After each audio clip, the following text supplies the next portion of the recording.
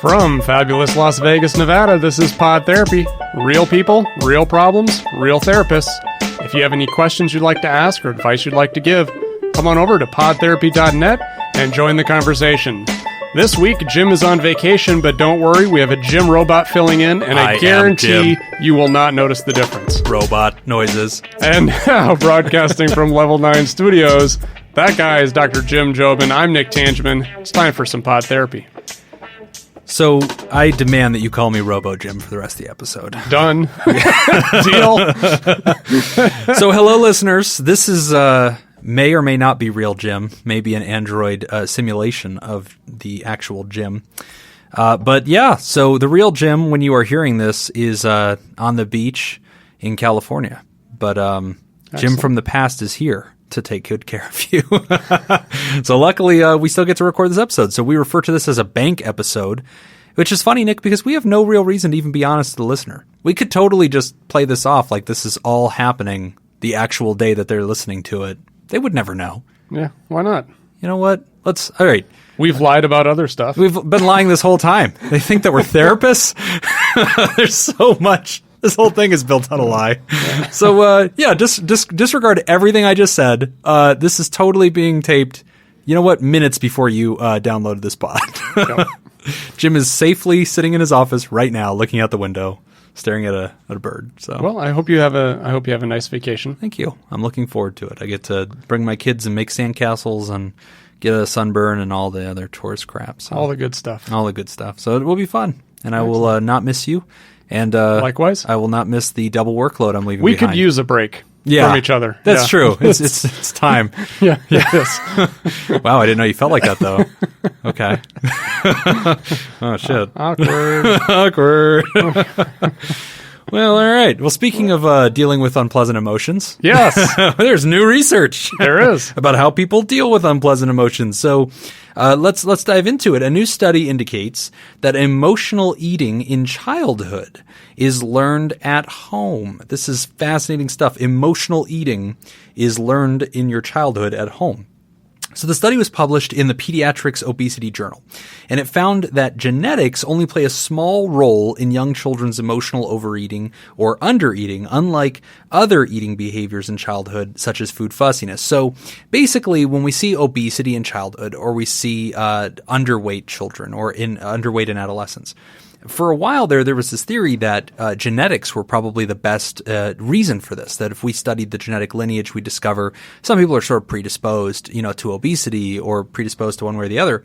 But actually, with this current research, which analyzed data from almost 400 British twins, it builds on a previous study in 2017, which highlighted the strong effect of the home environment on the emotional eating. So in this study, half the families were selected specifically because the parents were obese or had obesity, to see if the effect of the home environment or emotional eating was still strong. So the researchers found that emotional eating is driven by environmental factors, regardless of the child's genetic risk for obesity. So here's a quote from the paper. Experiencing stress and negative emotions can have a different effect on appetite for different people. Some crave their favorite snack, whereas others lose their desire to eat. Experiencing stress and negative emotions can have a different effect on appetite for different people. Some crave their favorite snack, whereas others lose their desire to eat altogether when feeling stressed or sad. The study supports previous findings, suggesting that children's emotional over- and under-eating are mostly influenced by environmental factors and completely shared by twin pairs, and that genes are largely unimportant for emotional overeating and childhood. Okay, that's interesting. Yeah, so this kind of goes into the nature versus nurture debate that we hear exactly so what much it is. About in psychology. Are you the way you are because of genetics, or are you the way you are based off of the environment that you grew up in? So we have this conversation a lot when it comes to addiction as well. Did I learn this? Because my parents were addicts, or is there a biological component? Which in addiction we actually found the opposite. which is that there is a genetic component. There is. And a family history component too. And that's also what makes it really difficult to understand fully, is that I'd say that we would say addiction's a whole person disease, right? Like it has every piece of it. We consider it a biological, psychological, sociological illness. So it has factors and pieces of the puzzle that come from all of that. But what's interesting in this obesity study is that they're saying, hey, for a while we were chasing the rabbit of genetics, but what we're really concluding now decisively, this is the second study to line up this way, is that people have emotional eating patterns which they learn in childhood. So that's fascinating because I know a lot of adults that have failed at different kinds of diets and different kinds of like regulation, and they get really discouraged with it. And they'll sort of note that they're aware that they tend to emotionally eat, right? When they're stressed, when they're depressed, when they're anxious, they sort of self-medicate with food, which is not unlike an addiction that we've seen. So do you think that this part of this has to do with the way a parent raises a child or how they deal with something? You know, my parents did this to me as well. I'm sure a lot of parents do, is like when your kid has a rough day or, you know, has to go to the dentist and, you know, has some teeth pulled or had to go to the doctor and get some shots. Well, let's go to McDonald's. Let's get some ice cream. I'll get you an ice cream cone. Yes. And I wonder if that's part of it, where you're kind of teaching this, I'm emotionally under distress. Food helps. This is how I self-soothe. And you just kind of learn that behavior. I think so, Nick, because like obviously I have 2 kids and, you know, I'm a recovering child myself. And barely. But, you know, recovery is a bit of a stretch. I'll tell you this, as a parent, it's very true that like there is seldom a time that eating is not in some way associated with emotion with my kids. Whether that's me yelling at them and telling them they need to eat, and so I'm inflicting emotion into this environment, or whether it's me comforting them by offering them a candy or an ice cream or their favorite snack or macaroni and cheese, which when you have a toddler, macaroni and cheese is like a food group. There's like fruits, vegetables, macaroni and cheese. Like that's a thing. That is like one meal a day. So it's interesting because I think that my own food patterns that I've noticed in my life are very much influenced by how I was raised. Like my wife was raised where it was a strongly Cuban family. And so their tradition is everything is made. Like you just don't ever go out. And the economic status that they had meant that it wasn't possible to go out and eat. Like that was a very seldom treat. To go out to like Del Taco and get a family meal was a big deal because they were like a big family. So you make things that go around like rice and pork and things like that. In my family, there's only 2 kids. We have a huge age difference between us. So I was pretty much a single child for a lot of my childhood. And our economic status was such that it was easy to just take me out, you know, and just like, oh, let's go to a steakhouse. Let's go to a restaurant. Let's go to McDonald's. And this was back before it was like not normal to go to McDonald's. Like now it's like, oh, don't take your kids to McDonald's. That's considered lazy. When we were kids, we had birthday parties at McDonald's. Like the Happy Meal effect was in full force. The marketing strategy was killing it, you know? So that was like, if you're a good parent, you take your kid to McDonald's and show them a good time, you know, that's where they're going to get a great day. And it's, you know, so like that was very ingrained in me. And I picked up a lot of unhealthy eating habits. To this day, if I'm having a bad day, I'm picking up fast food on the way home, period. That's just going to happen. Mm-hmm. Yeah, I'm the same way too. And I'm able to identify what emotions specifically it is. It's usually not sadness, depression, or anything like that. My 2 biggest ones are stress and happiness. Interesting. If you feel very happy, you want to celebrate with some food. Yeah. You know, and I kind of talk myself into, you know what, today's a cheat day. Let's go eat something outside. And if you're having a bad day, you're like, you know what? Well, if it's based off of stress, then it's like, I just need to unwind. I just need to relax. And what's interesting to me is, and this is something that I've worked with people who have overeating disorders. I haven't worked with people on the other side of the line so much that have, you know, like a binge purge or anorexia nervosa. We have colleagues that specialize in that. But when I work with people that have emotional eating patterns where they overeat, what's interesting is, and I can identify this for myself too, because I identify as an overeater. What's interesting is I was thinking about this morning. I cannot remember the last time I ate because I was hungry. Right.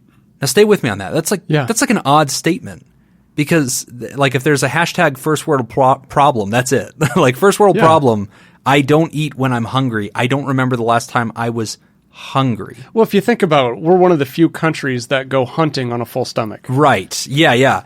Like I eat because it's time. Yeah. I eat because, well, we're in the middle of our workday and we've got some downtime. Let's go ahead and grab a bite. Or, you know what I mean? Like I eat on the way home, like, oh, because I'm going to pass that place and they're running a deal or whatever. Or it's in my mind. Like I saw a commercial, but like I eat not because the thing I feel is hunger, but because the thing I feel is boredom, or the thing I feel is tired, or the thing I feel is entitlement or stress or happy or whatever. And it's fascinating to me because I do not eat for physiological hunger very much. Yeah, that describes me at a movie theater. Okay. I cannot watch a movie without eating something. Oh, okay. You have to have a snack. Yeah, I just the concept of going to a movie and just sitting there. Yeah. With nothing to do with my hands. Right. Right. Like, and not putting things in my mouth. It's like, I can't That's do the that. ritual thing about it. But it's so interesting because, like, I have a little boy, he's about 8, and he's on summer break right now from school. And recently I've been noticing that, you know, we let him go to bed a little bit later, and when we're taking him out to bed, he's always hungry right then, you know, like, hey buddy, it's time to go take a shower, or it's time to go brush your teeth, we're going to go to bed. He's like, oh, I'm hungry. And my wife has this complex where she cannot put a child to bed if they say they're hungry, because then she feels like a failure as a parent. They're like, well, I'll feed him. And I'm like, no, knock off this crap. Like, stand up to this kid. He's not hungry. He ate dinner. And she's like, I know, but you know, he feels hunger. And so like, I'm talking to him and I'm like, dude, do you really feel hunger? And he's like, I don't know if my tummy's empty, or I don't know. I want to eat. And it started teaching me that even at that young age, you're soothing. You're soothing the emotion, or it's part of your ritual. I want to go to bed with a full stomach. Like, I want to zonk out, or something to that effect. And it's interesting because, like, another thing that we had to talk to him about was, it's okay to feel hungry. You don't have to immediately address that. Yeah. That it's okay. Like, it's okay to be hungry for a while. That's a normal human feeling. You don't have to immediately retch away from that feeling or immediately address that feeling. It's okay to be hungry. And even that, Nick, for me, is like a hard thing for me to understand. Yeah. Yeah. It's just, you know, it's your body's way of trying to tell you that you need food, but it's also, it's not always completely accurate. Right. So that's something you just kind of have to work through. But I want to bring up another point here too, in that when we're talking about emotional eating, we should probably define what that means, because I started looking into some of this a little bit and reading a little bit more about it, and it gets a little confusing when you don't have a clear definition of it, because okay, so I go to a wedding, somebody who I really care about, a close friend of mine is getting married. I'm happy for them. I'm celebrating. I'm eating cake. Am I emotionally eating? Right. Well, no. I mean, in a way, eating. yes, but it's not, you know, so really what we're kind of talking about is we're talking about eating as a way to soothe an emotion, an uncomfortable emotion. Yeah, so it's a coping skill. Yeah. So one of the things that I teach a lot in my groups when we're talking about addiction is this thing called the mental behavioral impaired control cycle. And essentially what it is it's based off of operant conditioning, you know, which is that idea that if a behavior gets reinforced, it's more likely to occur. If a behavior gets punished, it's less likely to occur. And part of the reward can be negative things going away. So the removal of a negative feeling. So if I, let's say, am dealing with guilt and shame, and I use a substance or I introduce some kind of foreign substance into my body that gives me that artificial boost, that rush of dopamine, something like that, essentially what happens is I get that temporary relief. So I feel good. So it's the removal of that negative feeling, and that reinforces the behavior. So what I have learned is I have learned that this behavior helps me feel better. But then it kind of becomes a cycle, right? Because this negative thing, this negative emotion that I'm trying to escape from, I try to solve with eating. And then as a result, usually when we're going to eat, we don't eat healthy foods, right? We eat some really crappy food and we feel terrible. So we kind of get bogged down. And then so our coping skill provides us immediate relief, but actually in the long run, we feel worse. And then when that happens and we start feeling worse, then what do? Well, we turn to the thing we know, which is eating. So it's kind of a cyclical thing that continues to happen. It's a cycle that we just get stuck in. Yeah, and another thing I think that's interesting is this. So, yes, I think that the emotional eating cycle is there. I think another thing that we don't always think about is the actual physiology to psychology connection that happens with our intake of food, right? Because you've evolved to act. That's supposed to motivate you. Like, feeling hunger is supposed to get you motivated to go do something about that, right? But I think that we are disconnected from our own bodies a little bit. And so we don't always know like how it works. Like, here's what I'm trying to bark up the tree of. So once upon a time, I actually wrote a psychology-based advertising plan for Applebee's restaurants. And I proposed, and I actually pitched this. They didn't end up taking me up on it. But I pitched this whole bit where I basically explained, I believe I can increase the profits of a single store by 30%. And they were like, yeah, that's not possible. And I was like, no, I'm going to do it. And they were like, well, how could you do that? And I said, I'm going to sell dessert. And they were like, you have a plan to sell more dessert than we do. And I was like, yeah, I guarantee I could smash your record. And they were like, all right, what's the whole plan, right? So I talked to this regional manager and I was explaining, when you approach a table, what you should do is tell them, hey, we're running a special deal today. If you throw in your dessert order with your entree order, we'll take 10% off of the dessert. But you have to put it in during the meal order. That way we can get it out hot and fresh and have it ready for you. But if not, no worries, you could always order dessert later. You place that concept in their head. The people are staring at the menus. When are they hungriest? Right. Right, when they walk in. So they're looking at this menu, and your eyes are always bigger than your stomach, right? Right. And so you're looking at this menu like, oh, dude, I want the this, and that, and the other thing. And now I want this, special blonde, roasted dessert tray, brownie platter or whatever. And, well, I'm going to want it later. So let's just get it now. That way I get that 10%, and that way it comes out, right when I'm ready for it. What that idea is doing is taking advantage of how the stomach lining actually influences psychology. So what a lot of people don't know is that whenever your stomach is quote unquote empty, the lining of the stomach actually wrinkles together, right? Just imagine like a balloon. So when the air's out of the balloon, it wrinkles back together. When the lining of the stomach starts to wrinkle, it releases a biochemical that actually signals hunger to you. And I believe that chemical is leptin. And so it signals with this biochemical leptin. But once you start eating, as soon as you get a couple of bites in, that's enough to fix the wrinkle in the balloon, and it straightens back out. Once that happens, your stomach lining releases something called ghrelin and peptide YY. And these biochemicals take away the signal of hunger, but they take 20 minutes to saturate into the blood. And so the interesting thing is, when you try to sell dessert after people have had their first bite, it's been at least 20 minutes. Right. They are much less inclined to buy the dessert because they feel full. But if you take advantage of their feeling of hunger, their eyes are bigger than their stomach, 30% more profits, Applebee's should have paid me a lot of money. So that comes down to the same thing here about emotional eating. A lot of people, when you're trying to lose weight, what we'll tell you is, start your meal with like a glass of water.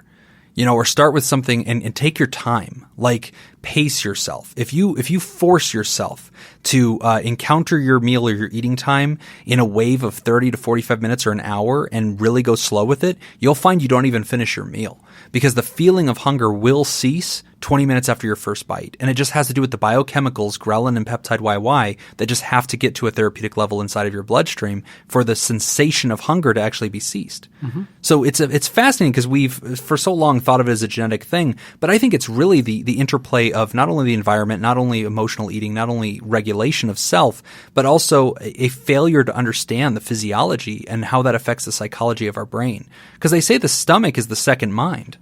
Right. Yeah, that makes perfect sense. Yeah. I can't believe Applebee's doesn't respect your intelligence. Yeah, damn it. Don't they know that you have a podcast? Don't they know who I am? I'm Pod Therapy co-host. Well, you know what? You passed on it. You missed your chance, Applebee's. Yep. TGI Fridays, if you're interested. That's right. Fridays, call me. It's time for you to become a sponsor of the pod because I just increased your profits, baby. If you're out there and you own like a little mom and pop restaurant, totally please run with my idea and then call me and let me know how it turned out. And then send me money. So send a check. For any of our listeners out there who might kind of fall into this category of emotional eating, I do have some tips maybe to try. First of all, one thing I would encourage everybody to do is use healthy eating as a preventative measure. keep track of your macros. Yeah. This is something that I do. I've got an app on my phone. It's My Fitness Pal, MyFitnessPal. Yeah, MyFitnessPal. Yeah, that's what I use. Yeah, it's great. I love it. And so I can keep track of carbs, fat, as well as protein. I know exactly what I'm trying to shoot for. Right. I can track all of that stuff. And how that helps me is it helps me to identify the difference between emotional stress and hunger stress. Right. Where I can say, okay, no, I can look on my Fitness Pal. I know I'm on target. I know I'm where I'm supposed to be, right? So I'm doing okay. I don't need to worry about this. This is the emotional stress that I'm dealing with. It kind of helps you identify the difference between the two. Another thing that I do personally is I never tell myself no. I never set that kind of boundary where, like for me, my biggest thing is Mountain Dew. If I'm having a rough day, an emotional day, you'll see me with Mountain Dew. Yeah. Right. It's the sweet nectar drip from the heavens. Okay. I love Mountain Dew. Pod Therapy is brought to you by Mountain Dew. Mountain Dew and TGI Fridays. But here's what I do is I never tell myself I can't have one. Okay. Instead, what I do is I say I can have a Mountain Dew after I finish this water canister of water. Right. Because I know that once I finish that, yeah, it's going to be less appealing to me. Right. If I just tell myself no, then I'm going to go do it. Right. I see your point. Yeah. And then also just work on improving your emotional awareness. I tell all my clients to do an hourly check-in. Check in with yourself at least once an hour. How are you doing? What's going on with that? And be able to identify some of this emotional stress right away when it occurs so that it doesn't get into affecting your eating habits. That last piece is the advice that I would echo is when you feel like you want to eat and you say to yourself that you're hungry, or here's really where I want you to catch yourself. If you find that you're making a plan to go eat and you're like, oh, I'm going to swing by that fast food place or I'm going to go do this or that, the other thing, catch yourself in that moment and ask and do a center check-in, right? Check in with yourself and ask, am I physiologically hungry or am I psychologically feeling? Mm-hmm. And if it's the latter, I would like you to identify it and to write that down in your journal or to just keep it in your mind of, okay, that's stress, that's anxiety, that's insecurity. Today I'm feeling overwhelmed or worried or thoughtful about the future, and I'm really just trying to cope with that. So that doesn't mean you're not going to eat, but I just want you to be more aware because that which we measure, we manage. Mm-hmm. And I think if you're doing a good job of measuring the self, you'll find that it just takes away some of those calories that you didn't really want to take in the first place. Exactly. So hopefully that's helpful. Hopefully that's some good information for everybody. Yeah. And let us know how it turns out. Yeah, give us some feedback on that. Okay. All right, we're going to take a quick break. When we come back, we're going to talk about meddling mothers. You're listening to Pod Therapy.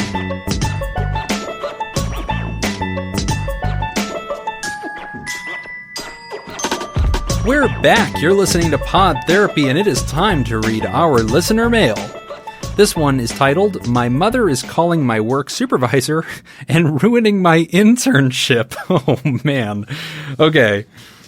I'm a 19-year-old woman. Let me start by saying that I'm currently finishing up a 6-month college internship with an international magazine brand.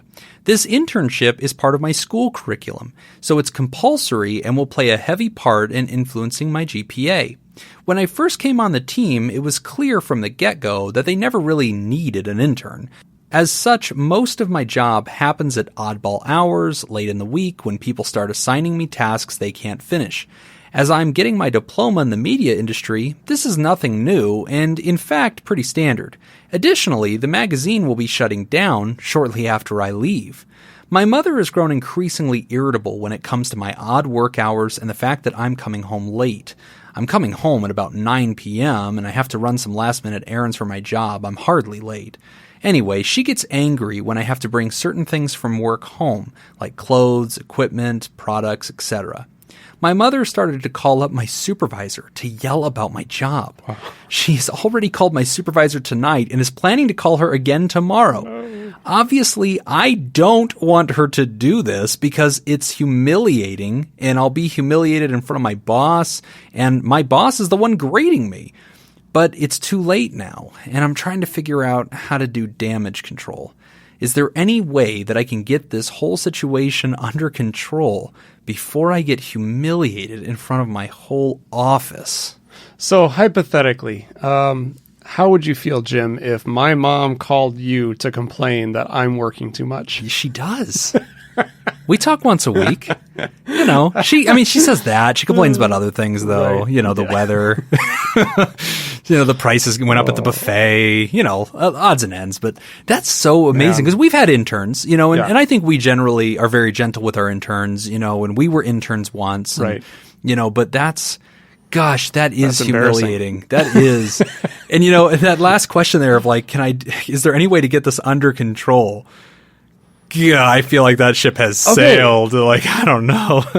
I think there is. Before she gets humiliated? No. That's what I'm saying. You're already humiliated. Yeah, that's done. You can fix this for the next job. Yeah, you can't unring this bell. Yeah, this internship is done. But there's great news, Nick. Yeah. The company's going out of business, so don't worry. They won't remember. They're all going to be unemployed. Oh, man. Okay, well, here's my take to the listener. I doubt this is an isolated incident. One thing I would encourage you to do is to take a look at ways you may be inadvertently reinforcing this behavior with your mom. Mm-hmm. I really feel it is highly unlikely that your mom maintains really clear, healthy boundaries in every aspect of your life except this one. Damn internship. That's when she snapped. That's the one that she gets involved in? Bull. Yeah. No, I think what's probably happening is this is the one that she's getting involved in that isn't convenient for you. Right. Because I've seen this before with parent-child interactions where the children want distance from their parents in certain situations, but in other situations will take full advantage of the parent being overly involved. Oh. Such as doing their laundry or providing, giving rides for free or doing all these other things that moms will do because they're moms and they will do anything for you. I see. And there are some times that I feel like kids will take advantage of that. Okay. And what that happens then is you inadvertently reinforce that behavior. Okay. That you teach mom, this is what you want. I need you involved in my life. I can't handle being independent. I need you to take care of me. And then you get the internship, and then mom's just doing what she's been trained. Yeah, okay, I'll temper that a little bit. I'll come in as a parent, and I'll add some more context. So first off, she's 19. So I think that she's right at that age where your parent is having to relearn this relationship. And now they have to learn you not as my child anymore, but as this adult whose battles I should not be fighting. So this is the kind of family, I've seen this kind of situation before. I wouldn't be surprised if this is the kind of mom who is like friends with all of her friends on Facebook or Instagram or Twitter or whatever's cool right now. And when the other friends are being annoying or she complains like, oh, Becky's such a jerk, I could see this mom being the one to private message Becky and say, hey, can you lay off of her? She's had a really hard week, or, you need to check yourself or whatever, like being overly involved, like friends with her friends. And so I think that I think it's a boundaries thing, obviously. I mean, that jumps right off the page. But the thing that I would probably look at is this is an important time of life where the parent must learn that you are now their adult child. And that is a difficult transition to do because in many ways you're still dependent on them. Even though you're a 19-year-old woman, even though you're in college, you might be financially dependent on them. You might be psychologically dependent on them. You're not completely free of them and living your own life. And it's hard for a parent to let go. So like I have kids, right? And I know for me, if I was speaking to the parent in this story, the thing that I would want to start talking about is you have got to give your child the dignity of suffering, the dignity of risk, and the dignity of failure. Right. That actually is part of their development. And like that's actually something you owe them. And you can't shield them. You can't protect them. You can't mother hen them. You have to let her experience this. And ironically, Mom, that's part of what internship is. Internships suck. They're designed to suck. They are designed to suck. As if Satan himself created something that's supposed to purge you of idealism and nestle you straight into reality. That's what internships are. And I feel like you're doing your child a disservice by trying to temper or protect them from that. Ironically, I think the mom's love is being expressed in a normal way, in a sense. But what's not fitting is that you're trying to love her like she's 10 and she's 19, and you have to let her be a woman who faces her own reality on life's terms. You can't protect her from that. Now, do you think 19 may be a little late to be teaching this lesson? Because I'm thinking about how I grew up. In Iowa, where the way you describe Iowa, it sounds like that scene in 300. Like, it's like Spartan civilization, where they rip you from your mother at 8 and they throw you into the wolf pack or whatever, and you come back with like a sword and like the dead head of a wolf, and it's like, he is now a man. Oh, yeah, if you're a farm kid, yeah. That's what happens. Yeah, oh, yeah, you're driving tractors by the age of 10. My gosh. You know, because you're doing farm work, you're helping out, you're an adult, like, you earn your keep. Okay, well, here in modern society, where we have paved roads, I don't know. I mean, I think it's a cultural thing, to tell you the truth. That's true. And I also think it differs family by family. Like in your region, clearly, that self-reliance is a necessity. The geography is so well spaced that it's like, listen, you're going to end up on your own, so you're going to have to figure this out. But even families where they have like an older sibling that picked on them, they tend to be more self-reliant, whereas if they had somebody that was taking care of them or babied them or whatever. So I don't know, 19, I feel like the college years, Nick, is when a lot of people go through this identity reshifting where they self-recognize as an adult. And this is when we describe a lot of parents as going through empty nest. This is when they are learning how to respect you as an adult child. So I wonder if she's the oldest child. That'd be really interesting. I'd love to see a genogram on this person. A genogram is like, for the listener, like a family tree with lots of symbolism that teaches us all these things, like the relationships you had with different people and if there was trauma and what their health history was and all these interesting facets. And you should look up genograms. It's a really interesting thing, an exercise to do for yourself. But yeah, I'd be really interested in that because there's clearly a hyper focus from mom to this child, this daughter. And if she's the oldest, that would make a lot of sense. Or the baby. Sometimes if you're the baby, you're the one that they're going to protect and they're used to it. A lot of times the oldest child actually becomes pretty self-reliant pretty quickly. Now, we've heard the term helicopter parent. That has become very popular lately. That's what this is. Yeah. At what age do you think is the appropriate age that you have to kind of start setting those boundaries and kind of start letting the child explore for themselves and letting bad things happen? I like how you phrase that because your first comment was directed to the writer, the 19-year-old, and saying like, hey, don't be selectively accepting of her, over intrusion when it suits you, which is a good note. But I think that more often than not, both sides are kind of responsible for redrawing the boundary. Oh, yeah, absolutely. Yeah. And like as a child, you don't even know. You've never grown up before. You don't know what you're doing. But the parent really should be the one doing it. And so I want to see parents starting to pull back senior year of high school. And that's actually when they start dragging their kids into my therapy office because they're like, this is coming unglued. He's going to be a mess by the time he gets to college. Fix him now while I still have control over his life. And I'm fine with that to some extent, but I really want you to start pulling back because in like 5 more months, you have zero control over what his choices are. So you need to start letting him fly now in training and see what he does. Yeah, I mean, and that makes sense. And again, I think maybe this is where culturally there's a difference, or regionally there's a difference. Because again, like I think my parents kind of started doing that when I was a freshman. Okay, in high school. Yeah. And that's kind of when I really started. I didn't notice it at the time, but I noticed it now looking back, that there was a definite shift that occurred from them telling me what's expected of me and what I need to do, to them kind of starting to back off. And instead of telling me, hey, this is what you need to do, they would ask me, so what are you going to do? Right. And what did you learn? Right. When it doesn't turn out. Yeah. My dad's favorite thing to say. What did you learn? So what'd you learn? So actually, I agree. I would say I don't want to see a family beginning that kind of withdrawal senior year. I want to see it completed by senior year. Gotcha. So I want that to begin at an age-appropriate level every year, right? New responsibilities being handed off to the kid, new areas of their life that they're entirely in control of and that they personally get to experience the consequences of. Right. In a small way at first and then slowly graduating that sphere of influence until senior year much of their life is left to chance and left to their own discretion. Yeah. I really feel like my parents kind of had that maybe that question, well, can he survive the outcome? Mm-hmm. If he can, let's roll dice. Let's let him do it. Yeah. If he can't, then we should step in. Yeah, I get it. But I got to tell you, Nick, I'm a very overprotective parent, and I very much empathize with the mom in this, because I have had to go through an extensive amount of self-retraining to learn how to allow my children to take risks. Because I am the dad who like dives to like protect them from bumping their head, or if they're pushing themselves off of the kitchen table, you know, in the chair, like tipping backward, I'm wincing. I constantly want to save them.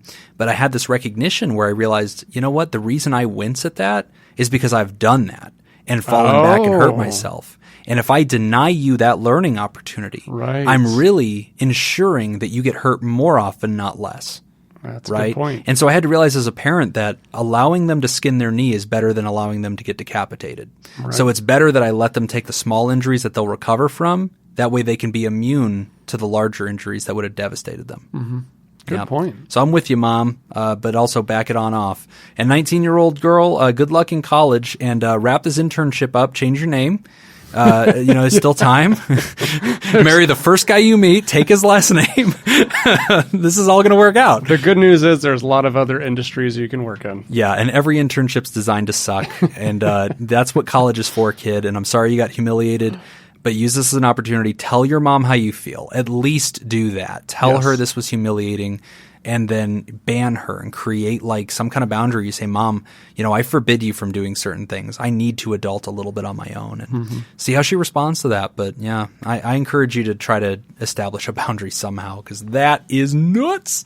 But I totally get it, because I'm totally that dad. But I will be doing that when my kids are in college. I'll be calling the professor, be like, who the hell do you think you are? Oh yeah. I'm like that now. When my kid gets like a C, like I show up at like parent teacher conference with like 10 like files of data that I'm like, all of these were graded wrong. Like, you need to give him a B+, and it's hard. So I'll bet you're a joy to work with. Terrible.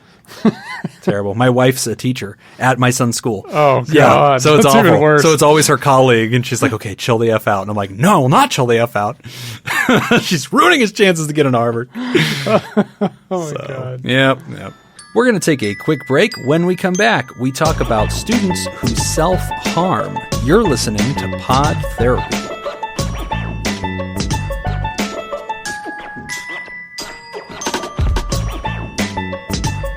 And we're back. You're listening to Pod Therapy. This next question is from a teacher working with a student who self-harms.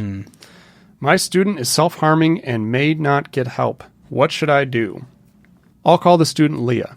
We have taken attendance every morning when the students enter the exam center. Leah is a new student and transferred late into the school year, meaning she has had to catch up quick and do tons of studying. I stopped her to say, Leah, well done on your PE exam. She scratched her hair and her sweater sleeve rolled down. I saw bright red cuts and parallel lines on her wrist. It seemed like she forgot the cuts were there. I couldn't ask her about it because we had to take the exam. She came to me later in the day asking to see her PE exam grade. As we were talking, I asked her why she was wearing a cardigan in such hot weather. She said, if I take the cardigan off, I'll forget it somewhere at school. We don't have guidance counselors or anything of that nature. Administration always tells us to call the parents, but she has told me in class that her parents don't believe in therapy, etc. I'm worried she won't get the proper treatment. What can I do? Yeah. So, okay, let's start with what self-harm is. Let's start with what cutting is. So, most listeners probably can piece this together for themselves, but some people will cut themselves and they will inflict a self-injury, right? So they'll take something sharp, doesn't have to be a knife, and they will cut lines in themselves. It might be small, it might be little dashes. They might cut in places that you wouldn't notice, like the bottoms of their feet or the back of their knees. And they also might cut in places like the wrist or the legs or anywhere else. And it's a confusing situation because a lot of people, when they first see that, they immediately assume that this person is inherently suicidal and that it's quite serious. Now, that's not something I would rule out. It's something I want to learn more about. But more often, we find that the cutting is actually a way that they're coping with the rigors of their lives and not necessarily an attempt to end their life. Exactly. Yes. Spot on. That's actually one of the things I was going to bring up too. My first piece of advice is don't overreact. Yeah. Because for the majority of the people who look at this, they see this as a much scarier situation than what it really is. Right. When people are doing self-injuring behavior, cutting, things like that, it's typically not lethal. The only time it's really lethal is if they make a mistake. Right. Their intent is not to kill themselves. Usually, yeah. Yeah, I mean, it's self-harm does not equal suicide. So deaths, by and large, occur by accident. So having worked with a lot of parents who deal with this, there is a way that sometimes parents will overreact to the situation and potentially make the situation worse. Yes. The best thing that you can possibly do is get the child connected to a therapist. Let the therapist deal with it. What I've seen happen in the past is parents will try to control the behavior, and they will try to get involved. And I've seen this before where when the kid comes home from school or at the end of every night, they will basically do like a strip search. You know, let me check your body. Let's go through this whole thing. And that is never effective. You're actually adding stress. Well, and not only that, the behavior serves a purpose. Right. It's doing something. So when you try to stop that behavior, all you're doing, you're not stopping the behavior. You're moving it underground. That's right. They're going to move the cutting from someplace that's easily visible to someplace that's not as easily visible. Yeah. And then now lethality went through the roof. It increases. Right. Or they'll become self-destructive in other ways. Right? Like they might hurt themselves with chemicals or, start abusing substances. So to the writer, first off, I'm a former teacher and I've seen this kind of thing in schools. And I realize as a teacher, I remember before I had behavioral health training, how scary it is. And I think a lot of people, Nick, when they see this, they're like, oh my gosh, this is level 3. Like this is as scary as it gets. It's the highest level of DEFCON. And I understand that. But I think I want to echo what Nick said. Stay calm. Okay, the very first thing is do not overreact. This is usually non-lethal, usually, okay? Talking to the child, what I see you doing already, where you're asking, why are you wearing that cardigan? And, hey, I see these marks on you. It's okay to approach her privately, and it's okay to start having a conversation. I want the tone of that conversation to be inviting, to be understanding. Not to affirm or praise the behavior, not to say, yeah, I totally get it. I would do that too. That's reaching too far. That's trying too hard. But creating a safe place to say, in this case, Leah, I see these on your arm, honey. Can you tell me what that's from? Oh, well, I just XYZ. I just fell. Okay, honey, some people do that because maybe they're going through a lot. And sometimes that actually feels good in a weird way. I've known lots of people that have that. Is that something that maybe you've experienced? Well, I don't know, sometimes. So I want you to start that, right? And if you're engaging this child and creating a safe place for them to begin opening up, it's valuable to me as a therapist because you're going to get more data. And right now, you appear to be the only adult who has any data. So I like that you're consulting with your supervisor. You absolutely must report this. This is not the kind of thing you get to keep secret and keep looking into. You continue to look into it under the guidance of your principal. And it's true that your principal will probably say you need to invite the family into this, which is also correct. Even though there's the potential that the family will foul it up, you must invite the family into this because you are a mandated reporter. You're going to have to talk about this child's self-harm.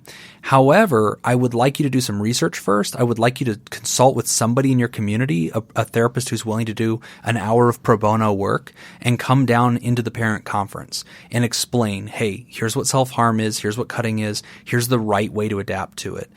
There's also great literature online. There's tons of really good books and really good websites that describe the best way to approach this. There's even support groups, for the kids to join. But don't overreact yourself. Don't underreact. Create an environment that is looking for more information.